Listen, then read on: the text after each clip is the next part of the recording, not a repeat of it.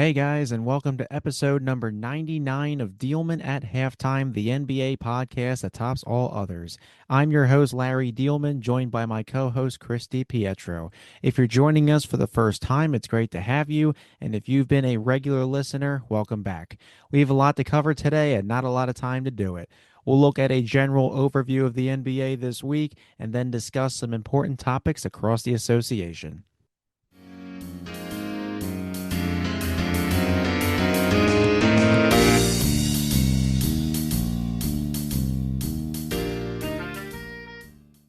Let's get to our content for the week. The biggest story in the NBA this week is coming from Minnesota. The Timberwolves lost Anthony Edwards and Donte DiVincenzo in Game 4 versus the Nuggets due to injuries here in the first round. Anthony Edwards is expected to miss multiple weeks with a knee hyperextension and a bone bruise. There was no ligament damage, but he's going to be sidelined for the rest of the first round, and it might affect the second round if the Timberwolves advance. Donte, meanwhile, tore his Achilles and will probably miss a majority, if not all, of next season. It's the same injury Jason Tatum had, and it honestly was the exact same looking play where he went to go forward. He put his foot, like he planted his foot in the ground backwards to kind of propel himself. And you could just see in slow motion the Achilles pop in the back of his leg. It was not good. He went to the ground. He left in a wheelchair. And that was the end of Donte. The Timberwolves currently lead the Nuggets 3-1 in their first round series, which we will get to in just a few moments. So potentially finishing off the Nuggets on Monday would allow them to rest in time for the conference semifinals and give them a chance to regroup. Chris, the Timberwolves dealt a humongous blow in their backcourt. Donte obviously out for the rest of the playoffs. Anthony Edwards looking to get back as soon as possible, but you do not want to rush back from a knee injury. Just bad news despite being up 3-1. Yeah, it's really bad, especially for Dante. I mean, that's just super unfortunate. And like you said, that's kind of like how all of these Achilles injuries are starting to look. It's that negative step, that false step backwards, planting the heel in the ground behind the body. That sort of step is what's causing all of these injuries, it looks like. And it's really unfortunate to see because we're at the point now where you can almost tell live watching the game, as soon as I saw Dante go down, it's like everybody knew what was happening. Given how publicized Tyrese Halliburton injury was and how publicized and seen Jason Tatum's injury was, being on these large stages, it's like the world knows what an Achilles tear looks like. And as soon as you see Dante go down, you kind of knew what was going on. It's just super unfortunate for him. Anthony Edwards as well, going down with thankfully less severe of an injury, but maybe a more impactful one for the series and the Timberwolves playoff hopes. They're hoping it'll just be maybe a 2-week injury for Anthony Edwards, but I mean that is a lot of time in the playoffs, and they are up 3-1 in this series. We'll talk more about it later. So they've built themselves a solid cushion, and Ayo Dosunmu put on his best heroic efforts there in game 4 to he really took the reins of the team there, dropping 40 points, essentially not missing a shot. He's a great player. And he's capable of stepping up, I think, and making a huge impact for them. But you never feel comfortable losing a player like Anthony Edwards for as much time as he's going to miss in the playoffs. I'd imagine this is going to linger into their second round series if they're able to get past Denver, which I think they will. But just a brutal game injury wise. And Aaron Gordon was playing through a calf injury that game. And after seeing Dante and especially after seeing Anthony Edwards, that was like the only thing on my mind. I was like, please don't tell me Aaron Gordon's next because we know players get these injuries, these Achilles tears while fighting through these calf injuries. So yeah, it was just a really ugly, scary game injury wise, and it was unfortunate because we're watching a great series unfold. But yeah, definitely hurts Minnesota's chances going forward.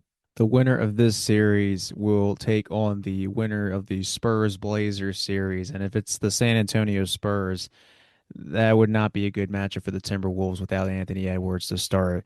We'll have to monitor this situation. Hopefully, Ant can get back soon Donte out for the rest of the playoffs and probably most of the 26-27 year.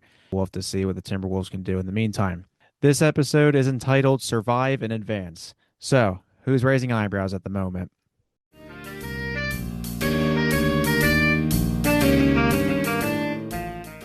All right, so we're going to take a stroll down playoff lane here. We're going to start in the East in the 1-8 series, the Detroit Pistons and the Orlando Magic. As of right here on Monday evening, the Magic are up 2-1 on the Detroit Pistons. Who would have thought we would be here after some of those Orlando Magic end of season slash start of the play-in tournament games?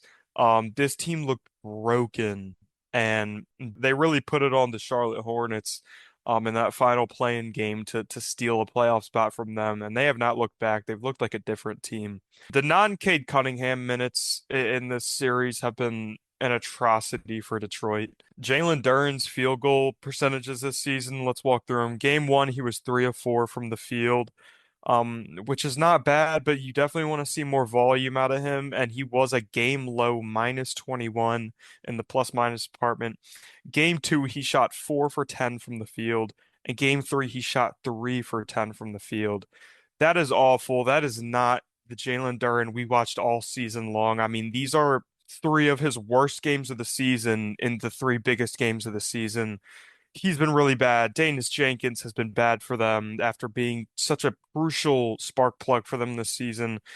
Kevin Huerter's having a bad series. He's shooting 40% from three, but he's missed every single field goal attempt he's taken inside the arc. And from the Orlando angle, Paolo Banchero has just been infinitely more threatening from range than he was in those play-in games, and honestly, in the majority of the season. I mean, he's kind of turned into a player during the biggest games of their season in which you have to respect him from outside 15 feet. And that was his issue all season. That's where his inconsistencies this season were coming from. Teams were starting to realize how much he relied on his downhill game, and they were straight up leaving him open, and they were not afraid of the jump shot. And rightfully so. He was a really poor jump shooter this season, like concerningly bad for the for the outlook on his career. I mean, if he's not going to start hitting these jump shots, we have to start questioning who Paolo Banchero is as the number one option. But lately, he's been punishing teams for leaving him open. He's been punishing the Pistons. He's been great this series. Franz Wagner, Jalen Suggs, been great this series. And I said this before the series, the Orlando Magic are maybe one of the few teams in the NBA that can really challenge Detroit from a physical perspective, which is obviously the angle Detroit kind of takes on against their opponents. You know, that's what they lean on. Their identity is being a strong physical basketball team. And Orlando is one of the few teams in the league that is big enough, strong enough to hang with them. And it is more than showing in this series. Wouldn't have guessed the Magic would be up 2-1 in this one. I believe I predicted a 4-1 Pistons win. But yeah, a big surprise here looming in the East in this 1-8 matchup. I think I also went with Pistons in five on this one.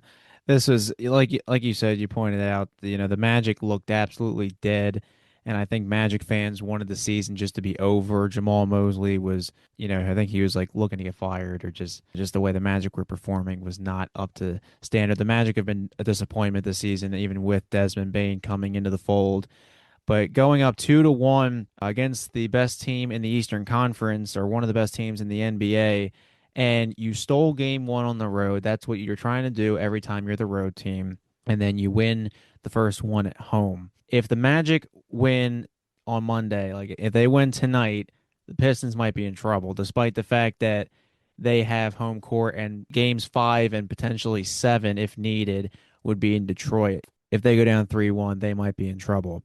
Paolo Banchero has awakened from his struggles. He was one assist shy of a 25-point triple double in game three. And, they've looked really great. They've hit some clutch shots. But it begs the question, like, are the Pistons fraudulent, or are they just kind of struggling with this matchup? That's going to be the biggest question. I mean, we had this team running to the NBA Finals for the Eastern Conference. And if they're struggling with a team like the Magic early on, imagine what they can do potentially in the next round. The winner of this series would go and face the Cavs or Raptors, and we'll talk about that in a second. And they're really tough too. So such a surprise in the first round.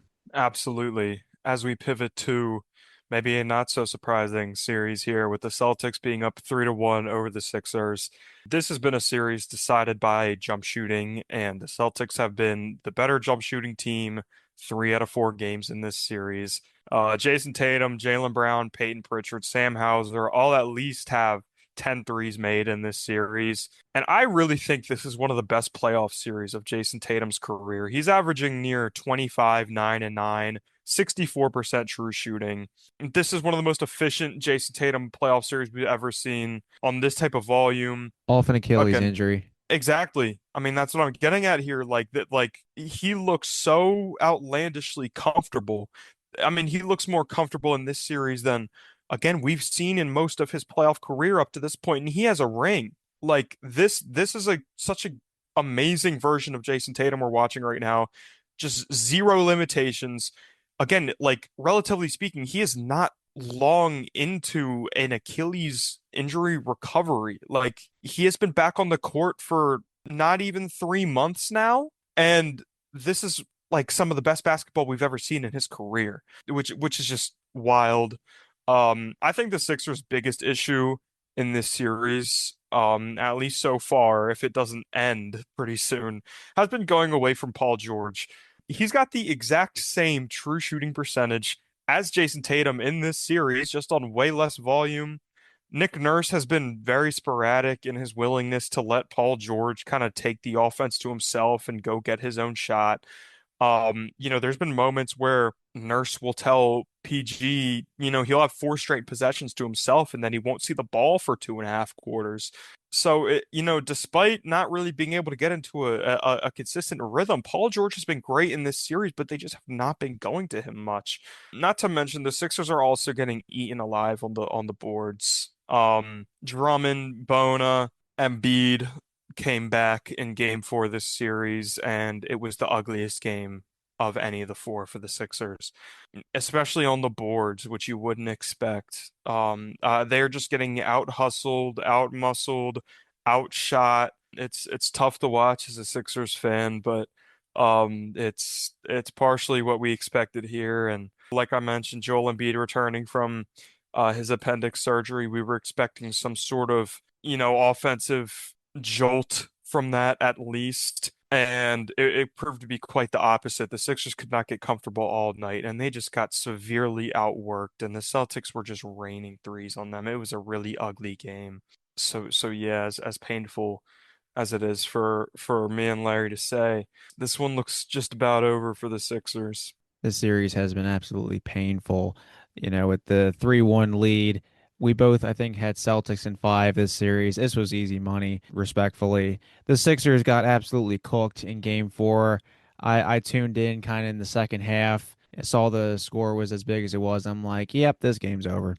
And this is despite Joel Embiid coming back. The man coming off an appendix surgery played better than the guys who actually were healthy, which is sad. The Celtics just look so smooth with Tatum back in the lineup. They're hitting everything. Peyton half court Pritchard hitting his shots every single time. I don't know what it is with that man. I don't know if that's just something he loves to do or he's been He might be practicing. the greatest player in NBA history at the end of a shot clock. I Like know. I genuinely, know. it's unreal. From half court, forget Steph Curry, forget Klay Thompson. It's Peyton Pritchard at half court. What I found hilarious about this matchup is that I was seeing people on social media, despite Chris and I, we have a group chat, and some people were countering us, but I said, nay, nay. There were posts, and Chris backed me up on this. There were people on social media who thought this series was going to be competitive. There was like, oh, well, if you look at this matchup, I think it's going to actually be competitive. And, look at this. And, you have Oubre in this and Drummond in that. And I'm like, this is the Celtics we're talking about. The Celtics have had the Sixers number for years, and it's not going to change now. And Chris backed me up and he said, yes, there were people that thought this series was going to be competitive. Tatum came back. The series was over. When it was announced the Celtics was the Sixers' opponent, the series was over. I watched game 1, and within 5 minutes, it was a blowout. Joe Mazzulla was calling out plays. He said there was, here's a down screen or something. He knew what the Sixers were running. He knew what the Sixers were running before he knew what the Sixers were running. So I don't know what's going to happen here. Game 5 is on Tuesday, 7 o'clock in Beantown, most likely going to be the dagger. And if it somehow gets to game 6, that will be the series finale as well. Yeah, you were definitely right. I mean, there were delusional Philadelphia fans that thought this would be somewhat of a series. Like I mentioned last night in our group chat. I mean, there were people saying that Kelly Oubre versus Sam Hauser was some blowout for the Sixers. Like, are we for real? Like, I mean, it was ugly from Kelly Oubre last night, and it has been a lot from Kelly Oubre's Sixers tenure. He can hit a big three now and then. He's an energizer. But Kelly Oubre is just not a winning basketball player. Like he is so frustrating to watch sometimes. And Sam Hauser is just a lights out 3-point shooter. I have no idea why anyone thought that would have been a win in the matchup for us. People were acting like Andre Drummond and Neemias Queta was some wash.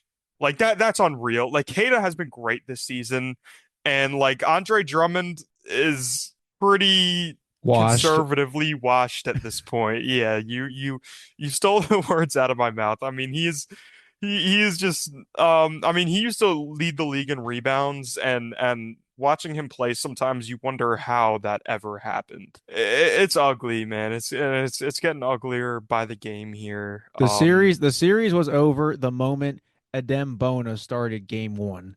Oh my God. Don't even get me started on the Adam Bona minutes. He's a great defender, but maybe the most uncoordinated player I've ever watched play in the NBA. I'm sure Larry and I could vent our frustrations for the rest of the podcast, but unfortunately, we are going to have to transition to the New York Knicks versus the Atlanta Hawks. This has been an awesome series so far.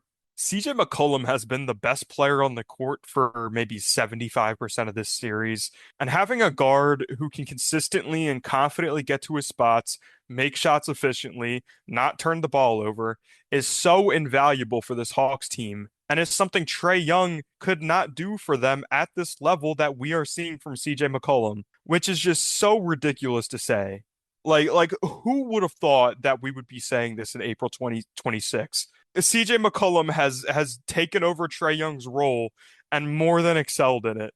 It's April 2026. Like what is going on right now? Like CJ McCollum is taking over a playoff team and beating a team we thought had championship aspirations. It's unreal at the level he's been playing in this series. And the Knicks are crushing the Hawks by the metrics in this series, but the late game shot making from McCollum is making every difference. It's ridiculous. The top of the Knicks lineup, Brunson, Cat, OG, they're all having great series, but Mikal Bridges, notably his game three cardio fest, 0 points. Got a lot of outcry from that one. Also Josh Hart and Landry Shamet, they are not shooting well enough for the Knicks to be hitting their ceiling, to be playing at the level we think they can play at. They just haven't been rising to the occasion as much as the top of the lineup has. And I just cannot speak enough as to how well CJ McCollum has been playing this series. It's unreal.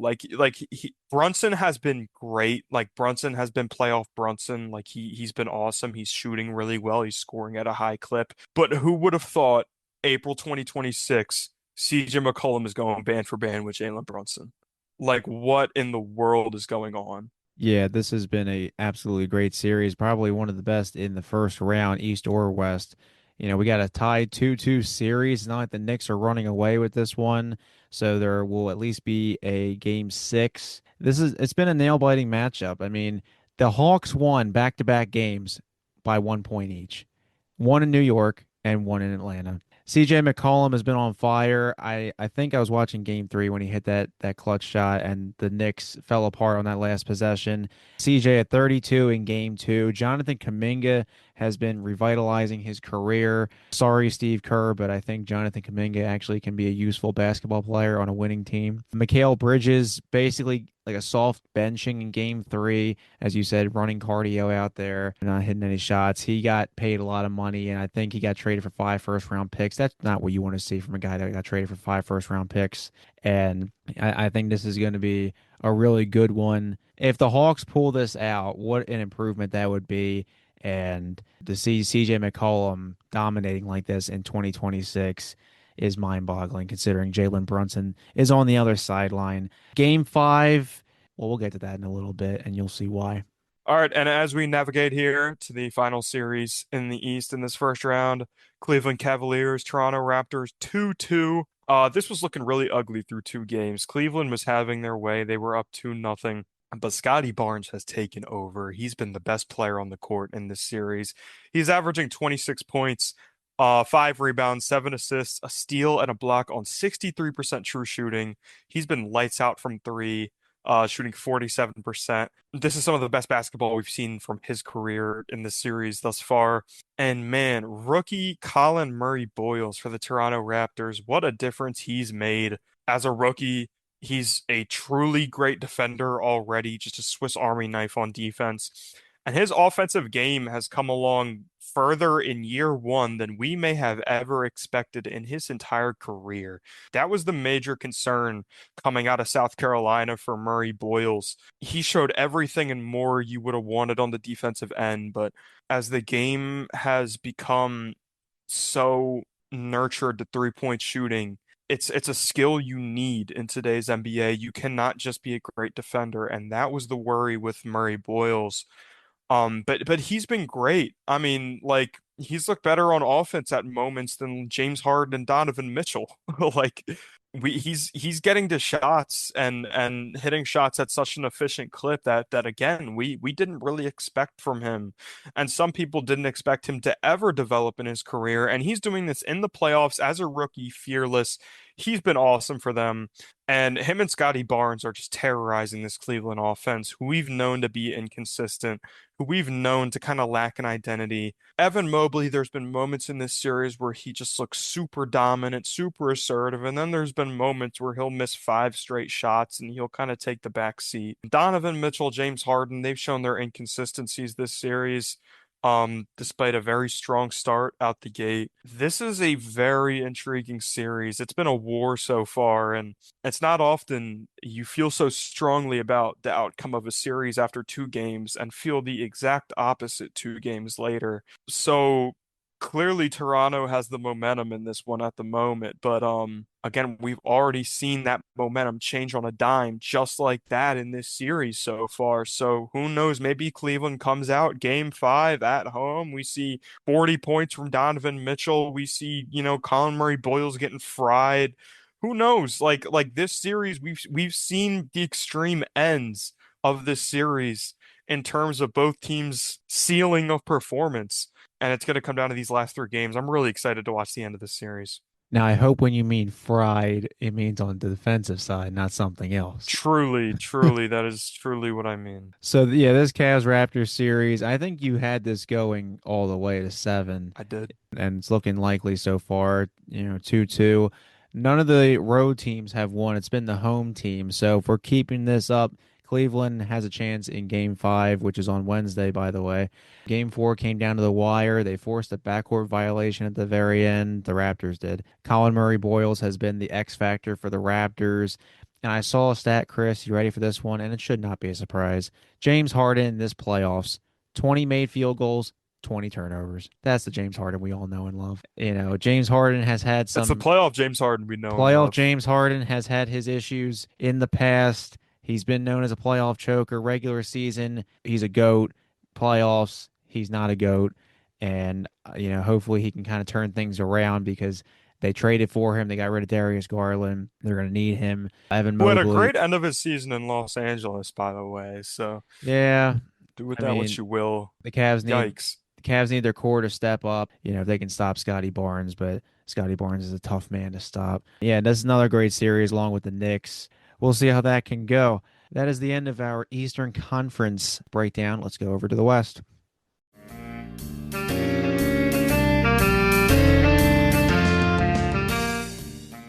All right, we are now in the Western Conference first round.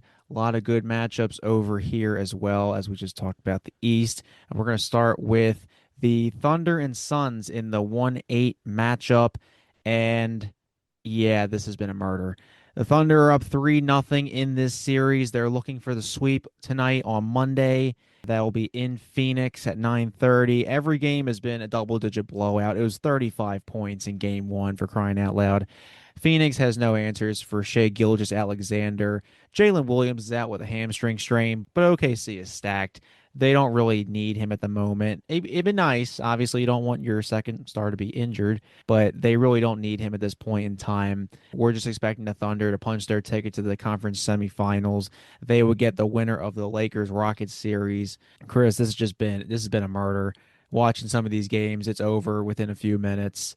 And, the Suns, they've had a great season. Jordan Ott has been the answer for the Suns this season. Dylan Brooks has been great. Jalen Green has had his moments, but there's not many positives for the Suns right now. Yeah, there's not a whole lot to say here.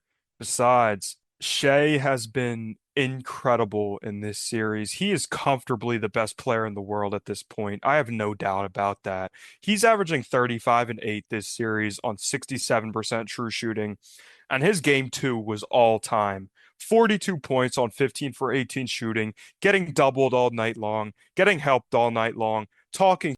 We are watching one of the best pure scores of this century. This level of efficiency, making shots versus missing shots at his level of volume is like nothing we've ever seen in NBA history. And naturally, that's going to be just a little too much for Dylan Brooks to handle. Now, shout out Dylan Brooks. He's having a great series. Okay. We respect Dylan Brooks. I respect Dylan Brooks. I don't know about you, Larry, but real ones like me respect Dylan Brooks, what he brings to a team, the fire he brings. He's trying to get in Shea's head. He's playing really well, but Shea is just overwhelming him, and Shea is just going to overwhelm anybody he runs into for the rest of the playoffs. It is unreal what we're seeing from him right now. He is this is the most locked in player we've seen in the last 6 years since Kawhi Leonard in Toronto. I mean, Shea is on a mission right now. And also, like you mentioned, Thunder lose Jalen Williams again to a hamstring injury. All NBA guy, one of the faces of the team, and nobody bats an eye. That says so much about what the Thunder have built. It's insane. They can lose one of their best players, and again, like no one bats an eye. When Jalen Williams went down, nobody was like, "Ooh, man, this could get frisky." I mean, Phoenix could really put up a fight here. No, like I think I joked in our group chat, their odds of winning the championship went from minus 250 to minus 245 after the Jalen Williams injury. One of their best players, all NBA player. It doesn't matter. They just have guys on guys on guys on guys on guys. Like they are one of the deepest teams we've seen of all time. So yeah, I mean, you can't say enough good things about the Thunder. Shout out the Suns. They're really having a great season, and I really like what Jordan Knott's doing over there. And they have guys I really like. But it's the Oklahoma City Thunder. This is going to be a sweep. First round Oklahoma City Thunder. Don't mess with them. Coming up next in the 2-7 matchup in the West, we have the San Antonio Spurs and the Portland Trail Blazers.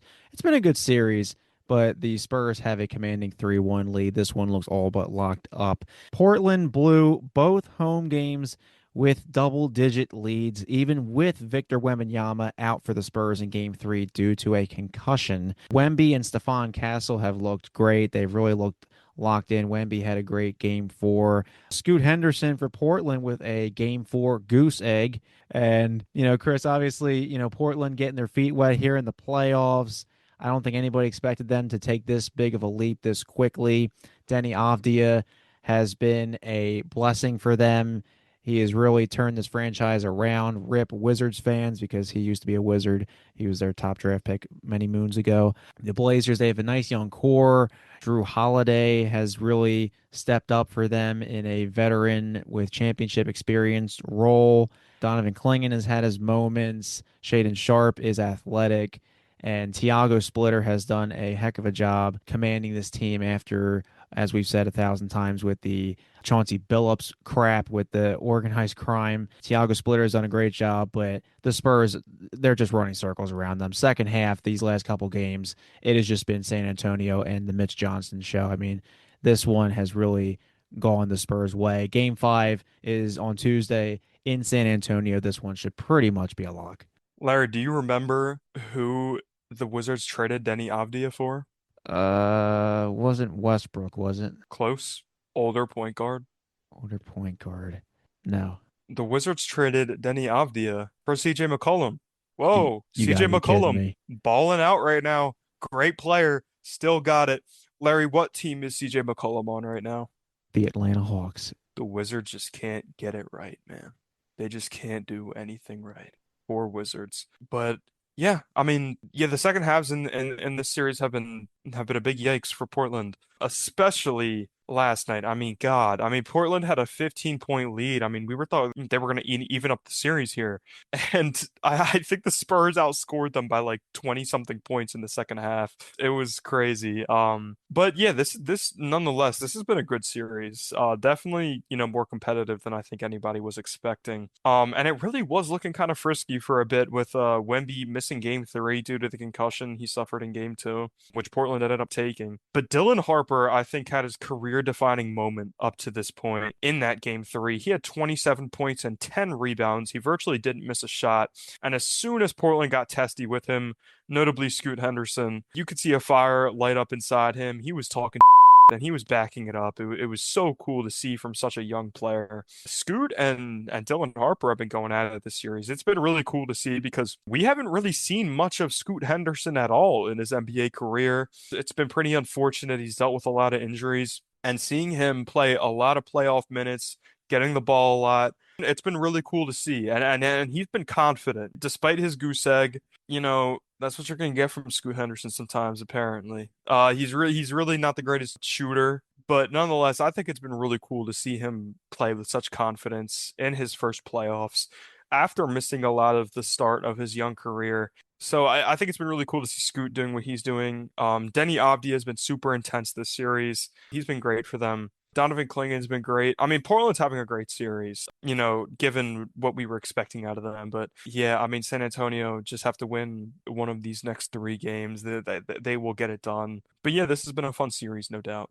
All right, now let's go to the Western 3-6 series. We have the Denver Nuggets and the Minnesota Timberwolves. And the Minnesota Timberwolves have a 3-1 series lead, as we talked about in the opener. And the question here, can the Timberwolves close out this series without Anthony Edwards and Donte DiVincenzo? Can the Timberwolves survive even if they advance, with Anthony Edwards being out for a few weeks and Donte for the season?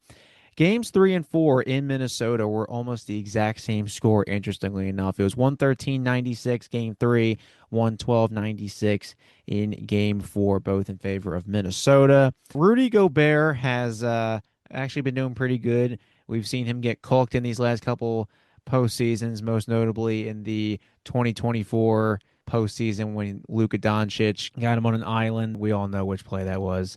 Rudy Gobert has been forcing Nikola Jokic to post tour dates. For those of you that might not know what that means, it is what it sounds like. So, like, I'm making this up. Today is April 27th, so maybe 4 of 27 shooting, or like 10 of 25, that kind of, like, where it's a date. And so he's posting tour dates at the moment. Aaron Gordon missed game three. Timberwolves still got the win despite Denver missing a key starter, and they are playing tonight as well in Denver, game five. Timberwolves could close this out. Denver could extend and go back to Minnesota for a potential game six. This has been an interesting series, obviously, with the injuries. Rudy Gobert, it was funny to see Shaquille O'Neal, who is a certified Rudy Gobert hater, and he was basically saying that it's not like he was locking him up or whatever. It was more like Nikola Jokic was just missing shots.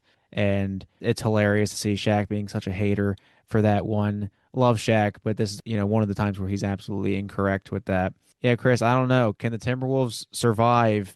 They would be getting, like we said earlier, they'd be getting the Spurs most likely in the next round. That is not something you want to see if you are an Anthony Edward-less team. Well, first of all, you got to be fired up on Rudy Gobert. People got to start putting respect on that man's name. It is crazy. He is maybe one of the most disrespected big name players of this century. There are a large group of basketball fans, as they claim, that think Rudy Gobert is just a genuinely bad NBA player. Like, that is unreal. That is so crazy because you see the Luca highlight, and you see this time he gets cooked on the perimeter, and you see him airball a free throw, and so many people just jump to the conclusion that, like, oh, like how is this dude winning depoys?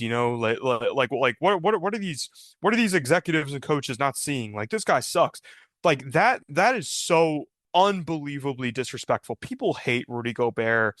people think he's arrogant and immature. He's gotten into scuffles with other players before. People hate his game, but he is one of the highest impact defenders maybe in NBA history. And he is going up against who we thought has been maybe the best player in the NBA the last 5 seasons. And again, Jokic is posting tour date after tour date, 7 of 22, 7 of 24, 8 of 22, like game after game. Like this is Rudy Gobert. Like when are is the narrative going to start to flip on Rudy Gobert? Like listen, I you can say what you want about Rudy Gobert's personality. You can think he's a bitch, whatever. He is one of the best defenders of the century. And it's unreal the way I see him getting talked about by some people, especially Shaquille O'Neal. I need to segue this into the Shaquille O'Neal conversation. Man, like Shaq has his funny moments. Charles Barkley, they have their funny moments. I cannot stand them as just like a basketball fan. Like they're due for their entertaining moments. That's why they have the jobs they have. They're trying to make people laugh. They're trying to have viral moments. But it is so like infuriating hearing them actually talk about basketball. They just don't like basketball. They don't care for basketball. And they don't even mess with like true basketball fans. Like it's like every single time you see them on TV, they're talking about how bad the series has been, or how bad playoff basketball is, or how these guys couldn't hang back in their day. That could not be further from the truth. We are seeing so much defense played in this playoffs. We're seeing so much physicality. We're seeing so much intensity. We're seeing so much talking. And all you hear are these two talking heads, these two idiots going back and forth on TV talking about how bad the NBA is nowadays. And it is infuriating because the product has been great. But now you have these two talking heads that are super popular, that are super in the media, and they are influencing these borderline basketball fans into thinking that, oh, the NBA just sucks nowadays. It's not as physical. No one plays defense anymore. And people listen to them and people value the opinions of Shaquille O'Neal and Charles Barkley. And it is infuriating to watch them talk about basketball. So there's my inside the NBA rant. Shout out Kenny the Jet Smith. Shout out Ernie Johnson. Those are the boys. But people gotta start putting respect on Rudy Gobert's name. I think the Timberwolves are gonna escape out of this series here. Man, especially if Ayo Dosunmu can play at a fraction of how he played in that game four. That was unreal. Like he was not missing from the moment and Donte went down. They were relying on him. I believe Julius Randle said post game that he didn't even think Ayo Dosunmu was that good, which is an interesting comment to make about a teammate, especially who just dropped 40 points. But I mean, I think Julius Randle honestly was just in shock as we were watching that game. It was unreal from Ayo Dosunmu. You know what was great? I forget, it might have been game three. I watched Rudy Gobert, I think, in the same game. He like airballed a hook shot and then like did like a fake hook shot, turn around over Jokic. And I'm like, wait, you made that, but you like airballed like a floater or like a free throw. I'm like, bro. And then he'll lock up Jokic, and I'm like, what am I watching right now? Dude, he's got a weird game. People don't like it, and you see the low lights, and people feast on those low lights from Rudy Gobert. But I mean, he's been the best player in this series. Like Rudy Gobert has been the best player on the court in this series, and it's unreal the way you see some people talking about him. And I think they're going to make it out of this series because of Rudy Gobert. They have enough offensive juice in Randall, in Ayo Dosunmu to I think get it done against this Nuggets team who is just getting out athleticism. They're getting, they're getting physically dominated by the Wolves. They are just more athletic. They're faster. They're stronger than the Nuggets. And I think the this kind of era of the Nuggets is starting to kind of loom to an end here. I mean, this is the third consecutive playoff where we've seen them get in trouble because of their lack of athleticism and their lack of physicality. And Jokic just has not quite been the same player since the knee injury. So I think the Wolves are going to get out of this series. I was hoping this series would be a bit more competitive, and who knows, we just saw Anthony Edwards go down. Like the Nuggets, this is as good of a chance you could ask for to climb back in a series and make it competitive with the other team's star player going down. So who knows? But yeah, the Nuggets have played really bad through 4 games, and the Wolves have just physically dominated them. And finally, for our Western Conference first round, we have the Lakers and the Houston Rockets.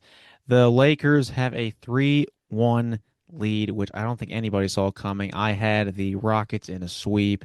My bad. The Rockets were down 0-3 before Sunday, even without Luka Doncic and Austin Reeves in the LA lineup. Houston played with desperation in game 4. They look like a team they didn't want to get swept. LeBron James has been turning back the clock in this series. He's been putting on some great performances on the offensive end. What I saw in game 4 was a particularly bad call from the refs. Now, thankfully, it did not affect the game in the final, but it was just a terrible call. DeAndre Ayton got tossed on a flagrant 2 penalty. He basically, I forget, I think it was Şengün. He put his elbow, like he was going to the rim, he put his elbow in, and the NBA defines a flagrant foul basically as like wind up impact and follow through, and there's like certain criteria. Usually if it looks like it's a bad hit, it's usually a flagrant 1. Flagrant 2 has to be something ridiculous, like Ron Artest on James Harden to the head kind of thing. I mean, that would be a suspension nowadays, but that's kind of what a flagrant 2 is wind up impact follow through. DeAndre Ayton put a chicken wing out and they tossed his ass to the curb, and that was the end of DeAndre for the night. So I had to laugh to myself watching that play unfold. But game 5 is on Wednesday. It's in LA.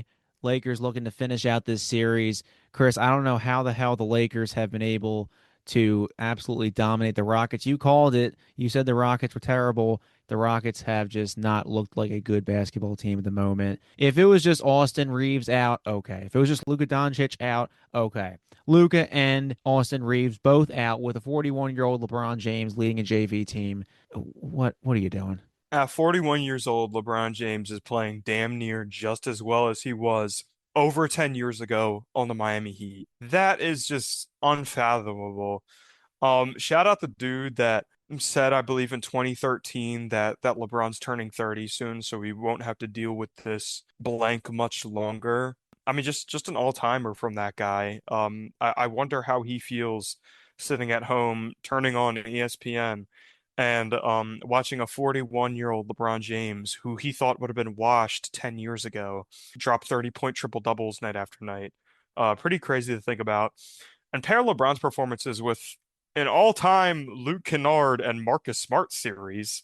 And, it would be hard for any team to have an answer, let alone this, again, what I believe to be a broken Rockets team. I'm really worried about the direction of the Houston Rockets. I'll start with Alperen Şengün. He is so reliant on his paint touch. That is how he's made his bread and butter.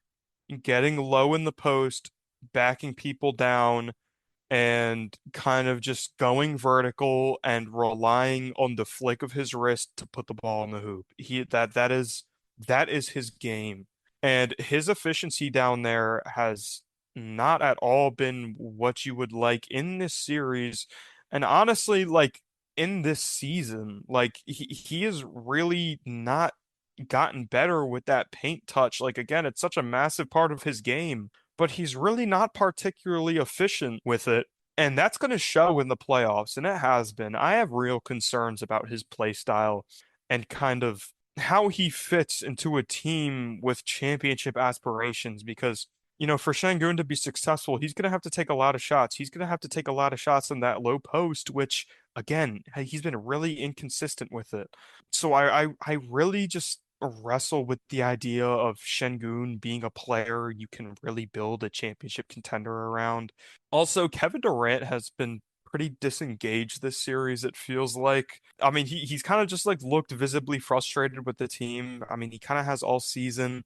Of course, we went over the Kevin Durant Twitter gate, his leaked group chat messages on his burner account, which have been kind of soft confirmed to be true.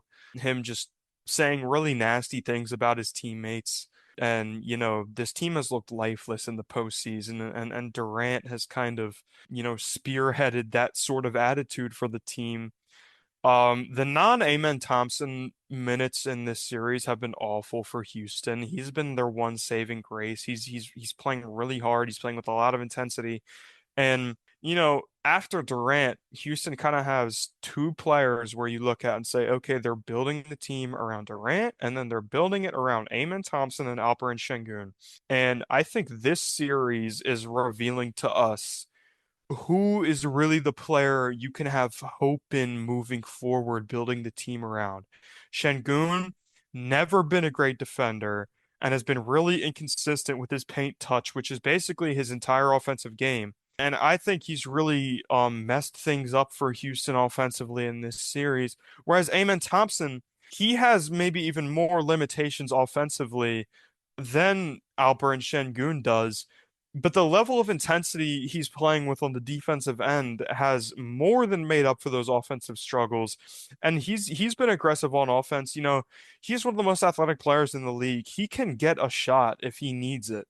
And he's been good this series. I think we're seeing in real time, who Houston should kind of lean to moving forward in terms of their, grand scheme picture. It's been a tough series for Alper and Şengün. And, lastly about this series, I think it's so funny how we saw so much talk about LeBron going into this series about like you mentioned on the last episode of the pod, it's crazy to think just a week ago we were talking about LeBron James needing a zero dark 30 type performance to even maybe take two games of this series. And you see all these edits of Luka Doncic telling LeBron to take over, and LeBron saying I got you, and it's these like anime edits of LeBron, and it was all kind of fun and games. We didn't really expect this from LeBron James, but he has actually materialized all of those memes, all of those hypothetical scenarios in which he takes over the series and wins it for LA. I mean, he's made that happen.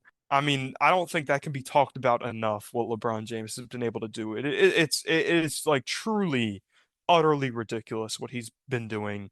I mean, he might be a tick worse athletically than he was in his prime. I'm talking like marginally worse.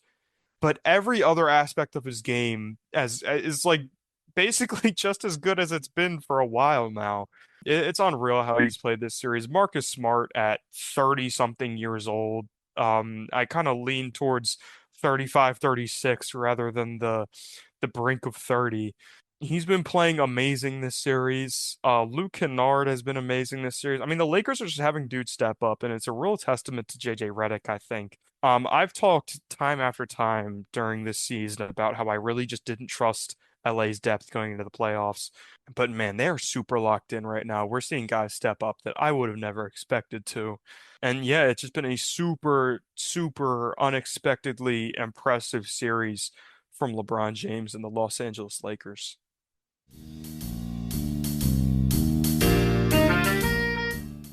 All right, so for our game of the week, this might be the best pool of game of the week candidates we've had all season. It's the playoffs. Every game matters. Every team is, fighting for their life here. So man, we had plenty of good choices, but we're gonna take it over to the Eastern Conference, a series that is 2-2, and we're gonna go with Game 5 of the New York Knicks versus the Atlanta Hawks. As we talked about earlier, this series has been super close. The top of the lineup for New York playing really well. Jalen Brunson, Karl Anthony Towns doing their thing. The end of the lineup for New York not holding up their end of the bargain. For Atlanta, they haven't been rebounding particularly well. Jalen Johnson hasn't been particularly great, who, we expect to be the star of this team. But all they needed was this emergence from CJ McCollum to make this a competitive series. He has been unreal for them in these playoffs so far. I think this is the series I'm looking forward to seeing the outcome of the most here. And I think this CJ McCollum development has maybe been my favorite story of the playoffs. It's just you don't see this. You don't see a 34-year-old who is far from what we thought was the peak of his career.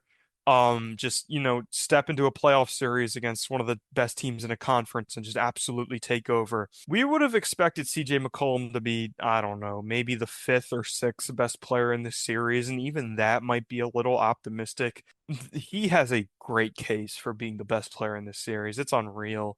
So Tuesday, 8 o'clock, about 24 hours from the time of this recording in New York. Man, and this is an impossible game to pick here because as much as I love CJ McCollum, initially I trusted the Knicks more in this series to just get it done. They're going back home. We've seen the type of magic McCollum can work in the Garden earlier this series, but we've also seen just as much magic from Jalen Brunson in this tenure for the Knicks and the amount of big playoff moments he's had in that arena. I think I'm gonna go with New York in this one. It's a really tough game to pick. Given what we've seen from both sides in this series, I think I'm gonna take New York in this one. And then I hope we go back to New York for a game 7 later this week. Hopefully Atlanta can take game 6 at home. I would love to see this go to 7, maybe see a CJ McCollum masterclass. But yeah, just an awesome series. Can't wait for this game. But I'm gonna go with the New York Knicks 105 to 100. All right. Yeah, it should be a really close game. And in my prediction, I was thinking like the 120s, but I know I can't do that. I changed mine. So, yeah, this game at the Garden should be an electric crowd, game 5, 8 o'clock on a Tuesday night. And both teams split in both cities. Not like the Cavs Raptors, where the road team is not won yet. The Knicks took games 1 and 4, Hawks took games 2 and 3. Both of Atlanta's wins were 1 point nail biters. Carl Anthony Towns had a 20, 10, and 10 triple double to propel the Knicks in game 4 in the A. Jalen Johnson needs to have a strong performance. He hasn't been like leading the team as opposed to CJ McCollum. Jalen Johnson hopefully can have a strong game, and that will most likely be enough to push New York to the brink of elimination. I'm not saying he needs to drop 40 points, but that'd be nice. It'd be nice. CJ McCollum has been the man. The Knicks trying to lock him up.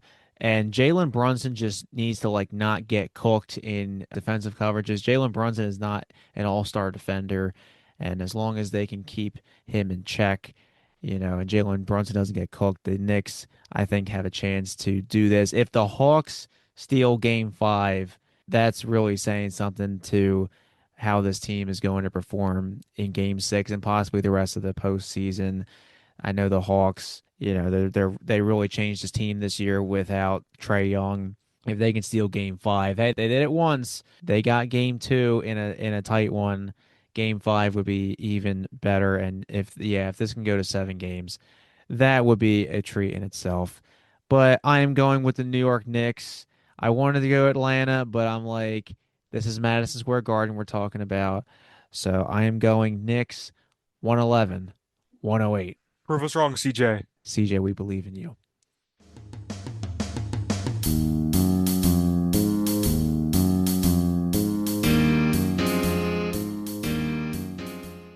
Well, that's all the time we have for today. If you haven't already, make sure to follow the podcast accounts, Chris and me, on social media. The 3 podcast accounts on Instagram, TikTok, and X or Twitter are under @Diehlman@half. My personal X and Instagram are @Larry Diehlman. Chris's personal X and Instagram are @ChrisDippy. All 7 handles are in the description on Buzzsprout, Spotify, or wherever you get your podcasts. Remember, although you can find Diehlman at Halftime on major podcasting platforms like Spotify, Apple Podcasts, Amazon Music, iHeartRadio, and YouTube, the main podcast website is on Buzzsprout. The website URL is Diehlman@halftime.buzzsprout.com. Feel free to send a comment by using the Send Us a Text button located in each episode's bio. With the exception of Apple Podcasts, the text option is available on Buzzsprout and all of the major platforms. Your comment could end up in the fan mail section of the Buzzsprout website. And don't forget to spread the word about Diehlman at Halftime. With today's episode being number 99, next week we finally hit episode number 100 of the podcast. Chris and I cannot wait to give that to you guys. We're going to have something really special for you planned, so stay tuned for that. Make sure you tune in next week. Tell a friend, tell a friend's friend, tell whoever. Make sure you're here for episode 100. See you next time, fellow Hoops fans.